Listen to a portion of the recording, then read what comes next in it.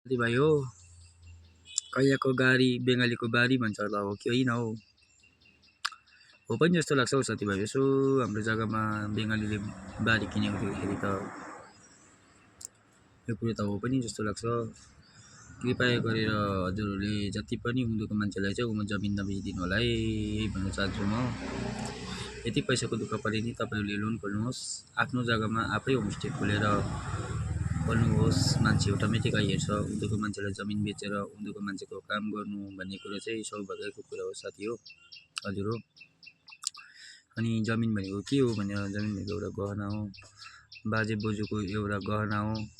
आउने भविष्यमा आफ्नो नानीहरूदेखि लिएर गएको छोराछोरी नातिहरूले दुःख पाउँछ, सरप लाग्छ। नबेचिदिनु होला है कृपया गरी जमिन चाहिँ।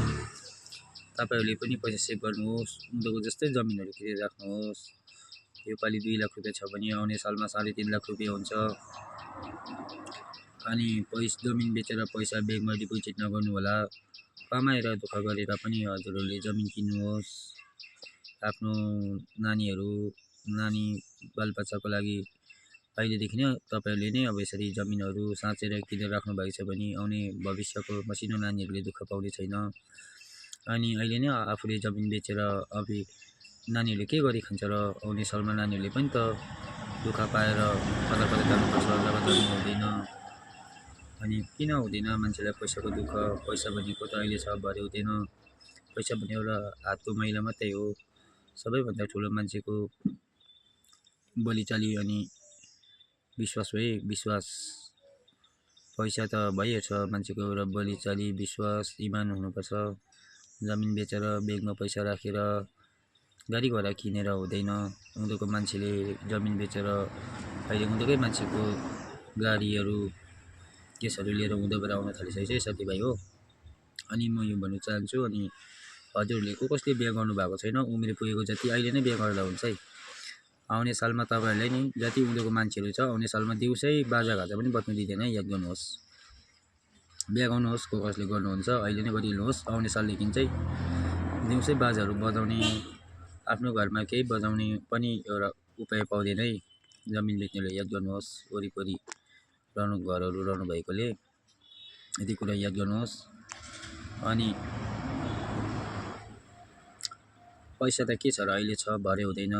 तपाईँहरूले जमिन बेच्नुभयो होला, कतिले के गर्नुभयो त्यो तर तपाईँले बेच्नुभयो। अब मैले भन्नु नै पर्दा पनि यो कुरा त कस्तो भन्ने कुरा त होइन, र पनि कतिजना सोच्नुहुन्छ होला त्यस्तो। कृपया गरी नसोचिदिनु होला, जमिन बेच्नु मनै गर्नु होला।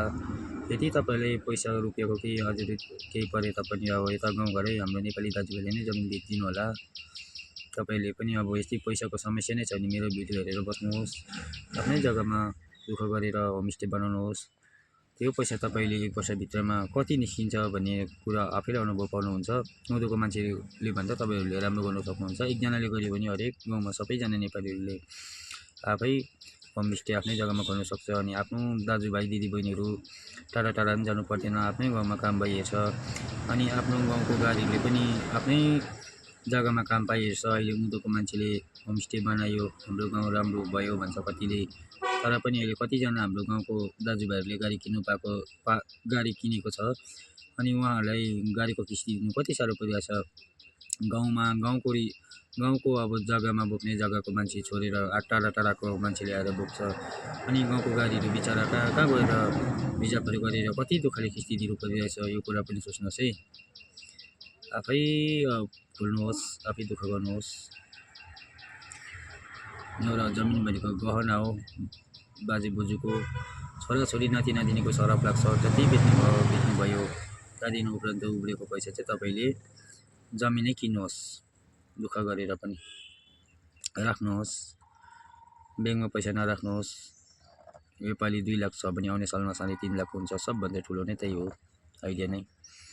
अनि अर्को आइडिया पनि छ, तपाईँहरूको गाउँमा कसले उँधोबाट आएर होमस्टे बनाएको छ, त्यो गाउँमा अलिकति अशान्ति कसले गर्दैछ याद गर्नु होला। त्यो मान्छेलाई तपाईँले नरिसाउनुहोस्, केही नगर्नुहोस्। 1 नम्बर सर्वप्रथम तपाईँले तास खेल्न सिकाउनुहोस् पहिलोचोटि। अनि दोस्रोचोटि तपाईँले चियापानी खानु सिकाउनुहोस्। आफै फ्रममा आउँछ। आफ्नो गाउँ जस्तै भएर त्यो मान्छे चाहिँ लास्टमा चाहिँ आफै आउँछ है। पैसा सेभ गरेर राख्नुहोस्। लास्टमा त्यो जुन मान्छेले अहिले तपाईँको जमिन किन्यो तपाईँले तास खेल्नु र चियापानी खानु सिकायो भने त्यो मान्छेले तपाईँलाई नै जमिन बेचेर जान्छ। पैसा सेभ गरेर राख्नुहोस् है, याद गर्नुहोस्। यति भन्दै मेरो यो आजको छोटो भिडियोलाई यति नै म अन्त गर्न चाहन्छु। धन्यवाद।